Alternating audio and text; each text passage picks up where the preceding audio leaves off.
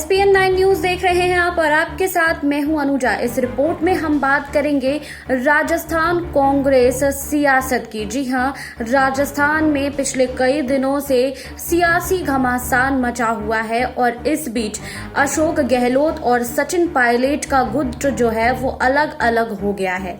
लेकिन इस बीच जो है वो बड़ी खबर यही आ रही है कि जो बीजेपी के नेता हैं उन्होंने सचिन पायलट पर निशाना साधा है। आपको बता दें कि किरोड़ी मीना ने जो है वो सचिन पायलट पर निशाना साधते हुए कहा है कि सचिन पायलट की पार्टी में कोई इज्जत नहीं रह गई है।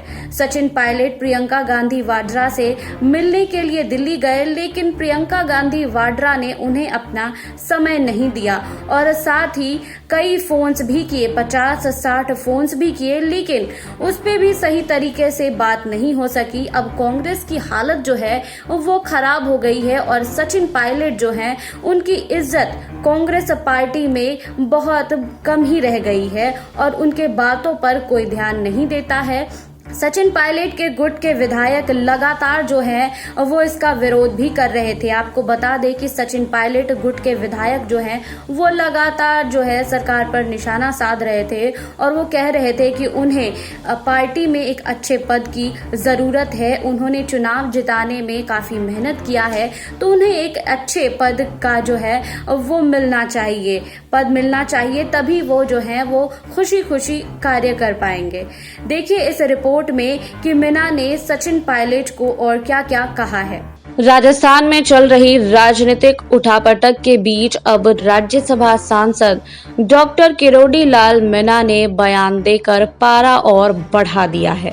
डॉक्टर मीना ने कांग्रेस पार्टी पर तंज कसते हुए कहा है कि पायलट दिल्ली गए, 3-4 दिन रुक कर आए, 50 से 60 फोन भी कर लिया, लेकिन फिर भी राहुल गांधी और प्रियंका गांधी वाड्रा ने उनका फोन नहीं उठाया।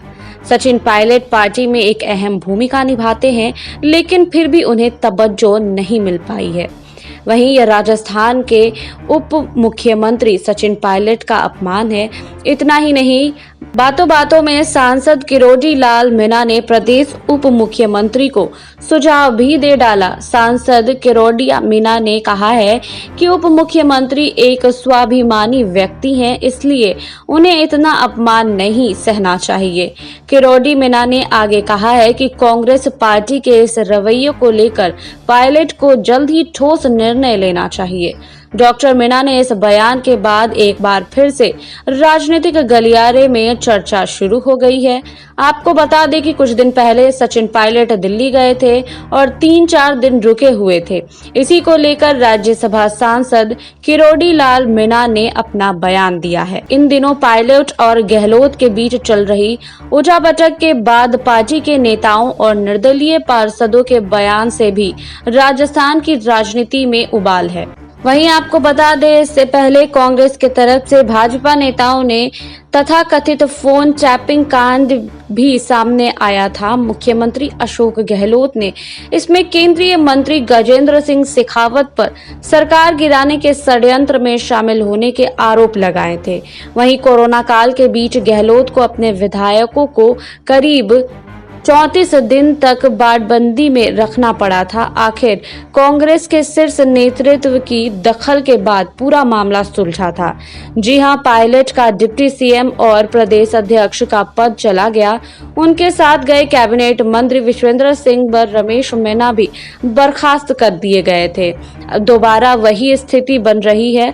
सबसे बड़ा सवाल है कि सियासी संकट के समय आए पॉलिटिकल डेडलॉक को तोड़ने के लिए कांग्रेस ने क्या किया है। बीते 5 माह से न राजनीतिक नियुक्तियां हुई हैं, न संगठन में बदलाव, मंत्रिमंडल फेरबदल भी नहीं हुआ है। जिन विधायकों ने सियासी संकट में गहलोत का साथ दिया था, वे अपने लिए किसी तोहफे की उम्मीद लगाए बैठे थे, लेकिन उन्हें भी किसी तरह का इनाम नहीं मिला है। ऐसे में कई विधायकों में असंतोष की आशंका जताई जा रही है। वहीं नेता प्रतिपक्ष गुलाम चंद कटारिया ने कहा है कि सरकार के गठन के साथ ही दिल्ली में परेड शुरू हो गई थी और उप मुख्यमंत्री को शुरू से इग्नोर किया गया था, जिसका नतीजा यह रहा कि जल्द सरकार गिरने की नौबत आ गई। सरकार बचाने के लिए लोगों को आश्वासन देते हुए कैंप में रखा और यह आश्वासन पूरा नहीं होने पर विस्फोट की ओर जा रहा है, यह खुद महसूस कर रहे हैं। कटारिया ने आरोप लगाया है कि आपसी फूट के आंकड़े को इन्होंने 36 ही रखा है और इसको 63 भी बना सकते हैं। वहीं इस बीच राजस्थान में सचिन पायलट और मुख्यमंत्री अशोक गहलोत गुट के बीच पिछले काफी दिनों से सत्ता को लेकर सियासी घमासान थमने के बजाय आए दिन अलग अलग मोड़ लेता जा रहा है। पहले पायलट गुट की ओर से मुख्यमंत्री अशोक गहलोत पर जवाबी हमला बोला गया तो गहलोत गुट की ओर से पलटवार किया गया। गहलोत गुट की ओर से निर्दलीय विधायकों ने मोर्चा संभाल लिया और उन्होंने पायलट पर हमला बोलने के साथ सत्ता में भागीदारी दिए जाने पर विरोध शुरू कर दिया। इसी को लेकर निर्दलीय विधायकों की एक बैठक हुई। इस बैठक में गहलोत को समर्थन कर चुके 13 में से 12 विधायक शामिल हुए। एक विधायक बाबूलाल नागर जयपुर से बाहर होने के कारण बैठक में शामिल नहीं हो सके थे, लेकिन उनका भी गहलोत को पूरा समर्थन है। निर्दलीय विधायकों ने बैठक के बाद एक स्वर में कहा है कि हम मुख्यमंत्री अशोक गहलोत के साथ हैं। मंत्रिमंडल का पुनर्गठन करना और मंत्री बनाना मुख्यमंत्री का विशेषाधिकार है। निर्दलीय विधायकों ने आगे कहा है कि सभी निर्णयों के लिए मुख्यमंत्री अशोक गहलोत अधिकृत हैं। गहलोत सरकार को समर्थन दे रहे निर्दलीय विधायकों ने कहा है कि सरकार को अस्थिर करने का सवाल काल्पनिक है। कोई ऐसी कोशिश करेगा तो पहले की तरह मुंह तोड़ जवाब देंगे। यह राजस्थान है, एमपी कर्नाटक नहीं।